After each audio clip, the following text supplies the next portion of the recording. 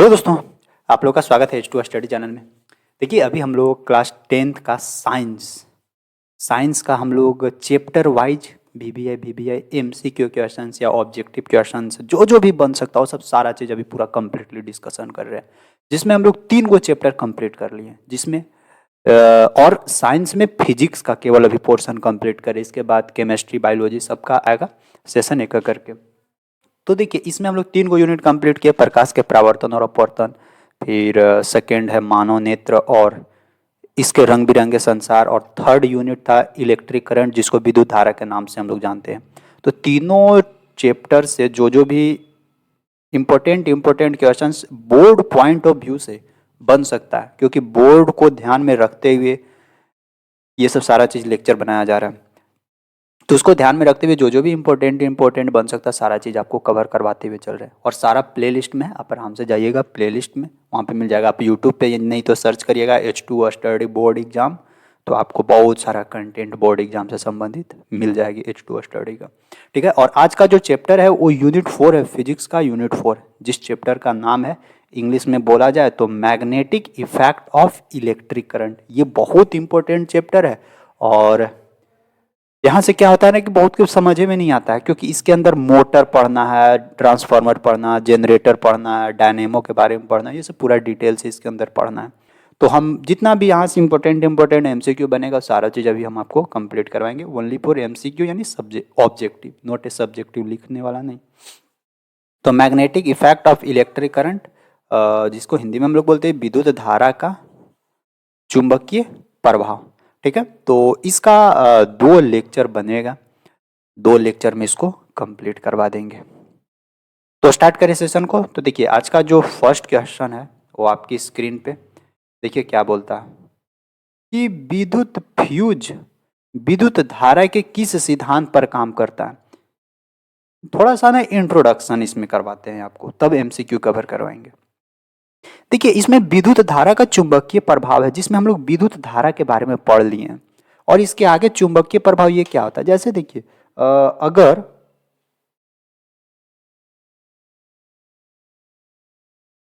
जैसे सपोज आप करिए, ये मेरे पास क्या है, वायर है, चार्जर है। ठीक है, चार्जर है ये। अब इसमें क्या होता है कि इलेक्ट्रिक करंट हम लोग क्या करते हैं, इलेक्ट्रिक करंट तो गुजार देते हैं इसके अंदर से मोबाइल चार्ज करने के लिए। लेकिन ध्यान रखिएगा, वही यहाँ पे बोलना चाह रहा है कि जिस वायर के थ्रू इलेक्ट्रिक करंट पास होता है उस वायर के अंदर मैग्नेटिक इफेक्ट यानी मैग्नेटिक प्रभाव, चुंबकीय गुण उत्पन्न होता है उस वायर के अंदर। इसलिए ध्यान रखिएगा, बहुत सुने होंगे आप लोग, मूवी भी देखे होंगे कि मोबाइल रात में चार्ज में लगा के और माथा के नीचे लेकर कभी भी मत सोइए। सुने क्या होंगे कि या तो मोबाइल फट जाएगा, इस तरह से सुने होंगे। लेकिन देखिए, वो मिथ है, मतलब थोड़ा सा गलत है, लेकिन उसका सही क्या है वो समझिए। मोबाइल फटेगा नहीं, वो बाई चांस कभी कभी होती है जो फट जाती है, नहीं तो अगर मोबाइल फटने लगे तो मोबाइल कंपनी बंद हो जाएगा, चलो खरीदवे नहीं करेगा कोई, है इसका मोबाइल फट जाता है। तो ऐसा नहीं होता। तो देखिए, रात में चार्ज में या कभी भी चार्ज में लगा के या तो आप फ़ोन से बात मत करिए या फिर आप माथा के नीचे लेकर मत सोइए। इसका मेन कारण है कि जब इलेक्ट्रिक करंट गुजरती है, बैटरी चार्ज होता है मोबाइल के अंदर, तो इलेक्ट्रिक करंट कंटिन्यूअसली पास हो रहा है। जब इलेक्ट्रिक करंट कंटिन्यूअसली पास हो रहा है ना, तो उसके अंदर मैग्नेटिक फील्ड जनरेट हो रहा है, यानी उसके अंदर चुंबकीय प्रभाव जनरेट हो रहा है। वो चुंबकीय प्रभाव क्या है कि मस्तिष्क में जाकर, क्योंकि दिमाग भी तो मैग्नेटिक इफेक्ट की तरह बिहेव करता है, उसके अंदर भी तो चुंबकीय गुण है। तो वैसे क्या होगा कि इफेक्ट पहुंचेगा आपके बॉडी के ऊपर, और ये सब धीरे धीरे असर करता है। ऐसा नहीं है कि बस आज लगा के और रात भर सोए और सुबेरे आपको इफेक्ट दिखने लगेगा, नहीं। बहुत सारे लोग होंगे जिनको माथा दर्द देता होगा। ये सब वही कारण है, धीरे धीरे ये सब असर करता है। तो जिस वायर के थ्रू विद्युत धारा फ्लो हो रहा है उसके अंदर चुंबकीय गुण उत्पन्न हो जाता है। अगर उसके बगल में छोटा सा पतला सा अगर चुंबक भी रख देंगे ना, तो चुंबक को अट्रैक्ट कर लेगा, इतना उसके अंदर मैग्नेटिक इफेक्ट जनरेट होता है। हम लोग का बॉडी थोड़ा ज़्यादा स्ट्रांग है, तो उधर नहीं हम लोग अट्रैक्ट हो पाते हैं। तो लेकिन धीरे धीरे बॉडी के ऊपर इफेक्ट पहुंच जाता है, इसीलिए। और इसका बहुत सारा गुण है, लेकिन छोटा सा आपको बेसिक एक्सप्लेन के थ्रू समझा दिए। तो समझ में आया कि जब भी कोई भी तार के अंदर इलेक्ट्रिक करंट विद्युत धारा पास करवाएंगे तो उसके अंदर मैग्नेटिक इफेक्ट यानी चुंबकीय गुण उत्पन्न होगा। अब वो चुंबकीय गुण कैसे कैसे कैसे उत्पन्न होगा, वो क्या क्या चीजें कर सकती है, जितना ज्यादा विद्युत धारा देंगे क्या उतना ही चुंबकीय गुण चुंबकीय प्रभाव उत्पन्न होगा, ये सब सारा चीज कंप्लीट थ्योरी के अंदर बातें होगी। तो अभी लेकिन थ्योरी नहीं कवर कर रहे, अभी उसका MCQ subject objective questions cover कर रहे हैं। तो अब चलते हैं ऑब्जेक्टिव क्वेश्चंस के ऊपर, ठीक है। ये सब बेसिक बेसिक चीज़ें हैं, पढ़ने में मज़ा आएगा अच्छे से डिटेल से। अगर आप पढ़ना चाहें तब बताइएगा नीचे कमेंट्स करके, हम आपको डिटेल से पूरा एक्सप्लेन के साथ एनिमेशन के साथ सारा चीज़ बता देंगे। तो देखिए आज का जो फर्स्ट क्वेश्चन है ऑब्जेक्टिव का कि विद्युत फ्यूज, देखिए सबके घर में फ्यूज लगा हुआ रहता है, वही बोलता है कि विद्युत फ्यूज विद्युत धारा के किस सिद्धांत पर काम करता है। तो विद्युत फ्यूज विद्युत धारा के किस सिद्धांत पर काम करता है। देखिए जब विद्युत धारा बहुत ज़्यादा फ्लो होने लगता है ना, यानी बहुत ज़्यादा वोल्टेज बहुत ज़्यादा करंट आने लगता है ना, तो ये फ्यूजवा क्या होता है कि गर्म होकर गल जाता है, समझे। तो गर्म हो के गल जा रहा है, यानी विद्युत धारा से ऊष्मा भी जनरेट होती है और विद्युत धारा से चुंबकीय प्रभाव भी उत्पन्न होता है, ये भी ध्यान रखिएगा। तो विद्युत धारा से ऊष्मा भी उत्पन्न हुआ, ऊष्मा के चलते क्या हुआ कि ये जो फ्यूज है ये फ्यूज गल गया। यानी विद्युत धारा के कौन सा गुण पे ये कौन सा गुण पे बेस्ड है फ्यूज, तो विद्युत धारा के विद्युत धारा के ऊष्मीय प्रभाव पे काम करता है फ्यूज, समझे। तो विद्युत फ्यूज विद्युत धारा के किस सिद्धांत पर काम करता है, तो ये जनरली ऊष्मीय सिद्धांत पे काम करता है। तो इसका ऑप्शंस क्या बनने वाला है, ऑप्शन नंबर ए बनेगा इसका, ऊष्मीय सिद्धांत पे यानी heating effect of electric current. तो इसका ऑप्शन नंबर ए बनेगा। फर्स्ट के बाद देखिएगा आगे सेकंड क्या बोलता है कि 1 किलोवाट घंटा किसके बराबर होता है। तो 1 किलोवाट आवर की बात कर रहा है। तो 1 किलोवाट आवर में हमको क्या चीज़ देखने को मिलता है, 1 किलोवाट आवर ये जो इलेक्ट्रिक करंट हम लोग को यानी जो हम लोग के घर में बिजली आता है ना, वो बिजली को मापने वाला यूनिट है। 1 किलोवाट आवर बराबर क्या बताया गया था, 1 यूनिट बताया गया था आप लोग को। यानी आप लोग को बिजली बिल आता होगा वो यूनिट पे, यानी मान लेते 10 यूनिट उठा, 1 यूनिट का दाम 7 रुपया है, तो 10 × 7 = 70 रुपया आपको जमा करना होगा, ऐसे होती है, ठीक है। तो 1 किलोवाट आवर ये बिजली यानी ऊर्जा का व्यवसायिक मात्रा, कॉमर्शियल ऐसा यूनिट ऑफ एनर्जी होता है किलोवाट आवर। 1 किलोवाट आवर बराबर होता है 3.6 × 10⁻6 जूल के बराबर, 3.6 × 10⁻6 जूल। ऑप्शन नंबर इसका सी बन जाएगा। नेक्स्ट देखते हैं दूसरा के बाद तीसरा क्या बोलता है कि विद्युत घंटी किस प्रभाव पर कार्य करता है। अब देखिए विद्युत घंटी कहने का मतलब अगर आपके घर में कॉल बेल होगा ना, वो साइकिल वाला घंटी नहीं, साइकिल वाला घंटी कुछ अलग सिद्धांत पे काम करता है। कॉल बेल कि आपके दरवाजा मेन दरवाजा के ऊपर एक स्विच लगा हुआ रहेगा और कॉल बेल घंटी अंदर लगल रहेगा, वहाँ से दबाइएगा स्विच बाहर से तो बजेगा अंदर घंटी, और अंदर घंटी बजेगा तो अंदर जो भी होंगे वो आपके दरवाजे पे पहुंच जाएंगे, उन लोगों को समझ में आ जाएगा कि हाँ दरवाजा पर कोई आया हुआ है। तो वो जो घंटी बजती है वो किस सिद्धांत पे बजती है, तो वो बजती है मैग्नेटिक इफेक्ट पे। क्योंकि देखिए जब वहां से स्विच दबाया जाता है ना बाहर से, तो स्विच दबाया गया तो वो तार के थ्रू इलेक्ट्रिक करंट वहां तक घंटी तक पहुंच जाता है, और घंटी तक जैसे इलेक्ट्रिक करंट पहुंचा वहां पे मैग्नेटिक इफेक्ट जनरेट होगा, और जैसे ही मैग्नेटिक इफेक्ट जनरेट होगा तो वहां पे नॉर्थ और साउथ की सिचुएशन में वहां पे कनेक्टेड रहता है, और जैसे ही मैग्नेटिक फील्ड जनरेट हुआ तो साउथ आके नॉर्थ के साथ टकराएगा तो फिर घंटी बजना शुरू हो जाता है, ये कंडीशन होता है वहाँ पे। तो विद्युत घंटी किस प्रभाव पे काम करता है, तो ये जनरली ऊष्मीय, वहाँ पे हीट नहीं, रासायनिक नहीं, वहाँ पे चुंबकीय प्रभाव काम करता है। इसका ऑप्शन नंबर सी हो जाएगा, ठीक है। क्वेश्चन नंबर 3 के बाद देखिए 4, लघु पथन के समय परिपथ में विद्युत धारा का मान। देखिए लघु पथन यानी शॉर्ट सर्किट, ठीक है।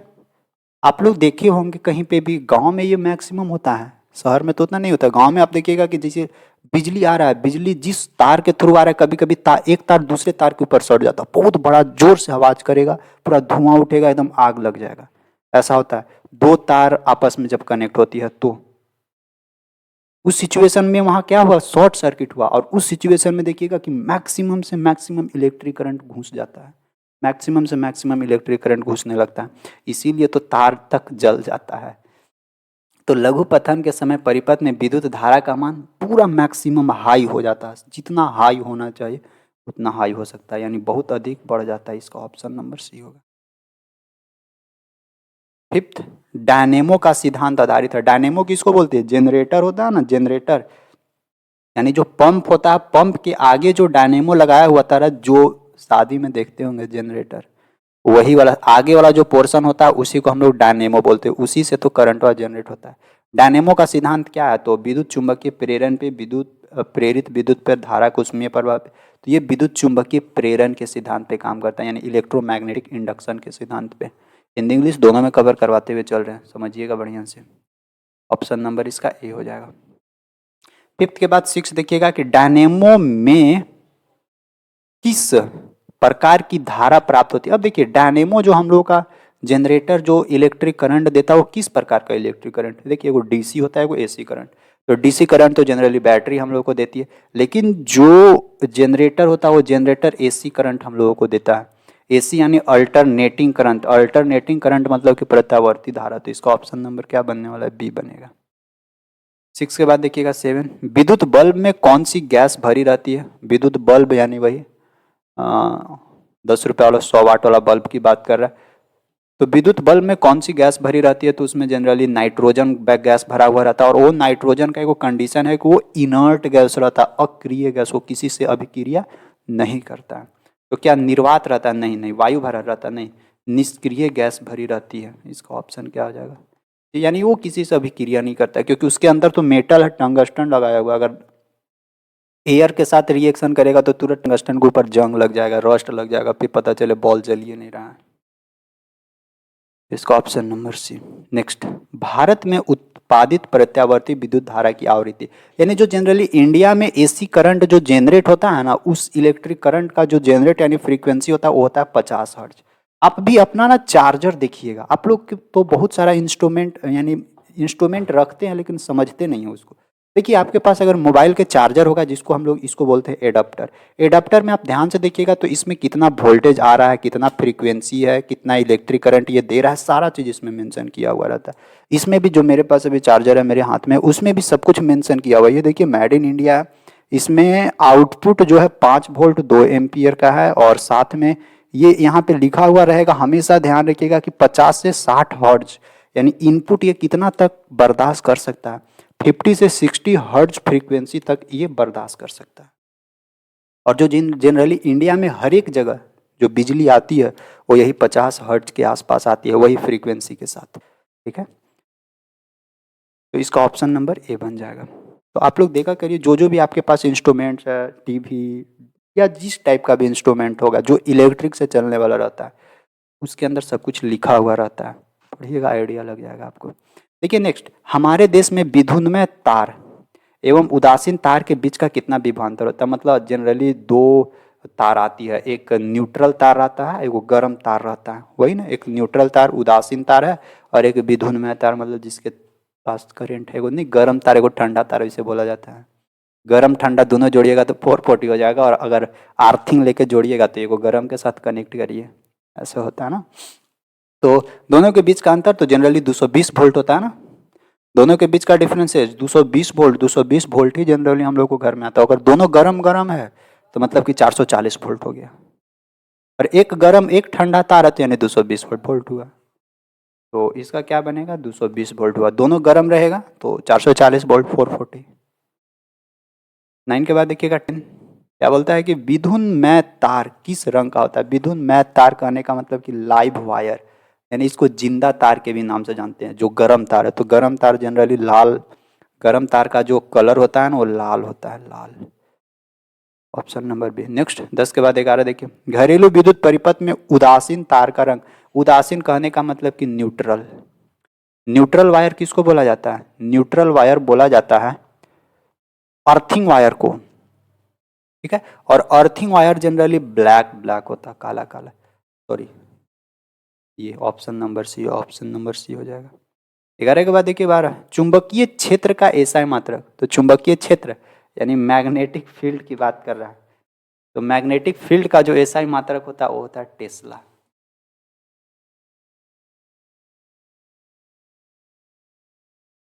ठीक है, तो चुंबकीय क्षेत्र मैग्नेटिक फील्ड का क्या हो जाता है? टेस्ला हो जाता है। ऑप्शन नंबर इसका बी बन जाएगा। नेक्स्ट 12 के बाद देखिएगा 13, विद्युत चुंबकीय प्रेरण यानी इलेक्ट्रोमैग्नेटिक इंडक्शन का खोज किसने की थी? इलेक्ट्रोमैग्नेटिक इंडक्शन का खोज किसने किए थे? फैराडे। ये फैराडे का देना है, यानी ऑप्शन नंबर ए 13 का। 14, दी गई वोल्टता सौर स्रोत से जुड़े किसी चालक में प्रति सेकंड उत्पन्न ऊष्मा। देखिए कोई भी तार से बिजली यानी विद्युत धारा फ्लो हो रहा है तो क्या क्या बताएं, उसमें क्या क्या हो सकता है? पहला कि मैग्नेटिक फील्ड यानी चुंबकीय क्षेत्र उत्पन्न हो सकता है उसमें, और साथ में वहाँ पे हीट भी जनरेट हो सकता है, वो गर्म भी हो जाता है। तो ही बोलता है कि मान लेते कोई भी तार से वोल्टेज घुसा दिए हैं, उससे यानी किसी चालक से प्रति सेकंड उत्पन्न ऊष्मा होती है, यानी 1 सेकंड में कितना ऊष्मा उत्पन्न होगा। तो हीट बराबर क्या बताया गया? I² RT, ये पिछले वाला में कवर करवाए थे। तो देखिए ये जो हीट है ये विद्युत धारा के स्क्वायर के डायरेक्टली प्रोपोर्शनल है। ये चीज directly proportional to high square यानी समानुपाती। जो ऊष्मा जनरेट हो रहा है ना वो आई के यानी जितना भी विद्युत धारा घुसा रहे हैं उसके स्क्वायर के डायरेक्टली प्रोपोर्शनल है। इसका कहने का मतलब अगर 2 एम्पियर हम बिजली दे रहे हैं तार में तो गर्म कितना होगा? 2 के स्क्वायर यानी 2 दूनी 4 के अनुसार गर्म होगा। अगर 3 एम्पियर बिजली बिल दे रहे हैं मतलब बिजली इलेक्ट्रिक करंट दे रहे हैं तो 3/9 के अनुसार 9 गुना ज़्यादा गर्म होगा तार। यानी जैसे जैसे बिजली इलेक्ट्रिक करंट विद्युत धारा बढ़ाइएगा तार में वैसे वैसे तार और ज़्यादा गर्म होगा। तो धारा के वर्ग के समानुपाती होता है यानी directly proportional to the square of electric current. Option number इसका बी। इसमें 4 को ऑप्शन है, और डी कहाँ गया? धारा के वर्ग के व्युत्क्रमानुपाती नहीं, व्युत्क्रमानुपाती मतलब इनवर्सली, इनवर्सली नहीं होता है, डायरेक्टली होता है। नेक्स्ट, निम्नलिखित पदार्थों में कौन चुंबकीय पदार्थ नहीं है? इसमें से कौन है जो मैग्नेटिक सब्सटेंस नहीं है, चुंबकीय पदार्थ नहीं है? लोहा, कोबाल्ट, निकेल। देखिए लोहा, कोबाल्ट, निकेल ये तीनों चुंबकीय पदार्थ है, लेकिन ये जो पीतल है यानी ब्रास है ना, ये ब्रास नहीं है चुंबकीय पदार्थ। तो इसका क्या हो जाएगा? ऑप्शन नंबर हो जाएगा इसका सी हो जाएगा करेक्ट। ठीक है, तो आज का सेशन में 15 क्वेश्चन ही कवर करवाएंगे इसका, और इसका नेक्स्ट सेशन एक और सेशन आएगी तो 2 सेशन में इसको कंप्लीट करेंगे। और जितना भी आपको क्वेश्चंस कवर कराया गया सब लोग ध्यान से अच्छे से पढ़ लीजिएगा, और कोशिश करिएगा कि अगर जो नहीं याद हो तो उसको आप याद करें। और आप 15 क्वेश्चंस में कितना क्वेश्चन सही कर सकते थे अगर आपको मिलता ये पेपर, तो ये भी आप नीचे जरूर कमेंट्स करके बताइएगा। एक आपको होमवर्क दे देते हैं, उस होमवर्क को भी ध्यान में रखिएगा। ये आपका HW है, बोलता है क्या है कि पृथ्वी का विभव होता है, यानी पृथ्वी का विभव जो पृथ्वी है, पृथ्वी हम लोग निगेटिव के रूप में काम करता है। पृथ्वी निगेटिव टर्मिनल है यानी ऋण आवेश देता है वो, या पॉजिटिव आवेश देता है, शून्य या अनंत, वही बोलता है पृथ्वी का विभव यानी पोटेंशियल कितना है, वो हमसे पूछ रहा है। तो ये आपको कमेंट्स करके बताना है, नहीं तो नेक्स्ट सेशन में इसको हम आपको कवर करवा देंगे। ठीक है, बस आज का सेशन यहीं तक रखेंगे। जाते जाते सब लोग वीडियोज़ को लाइक कर दीजिएगा, और जो भी नए लोग होंगे सभी लोग चैनल को जरूर सब्सक्राइब करते हुए जाइएगा। Thank you, bye.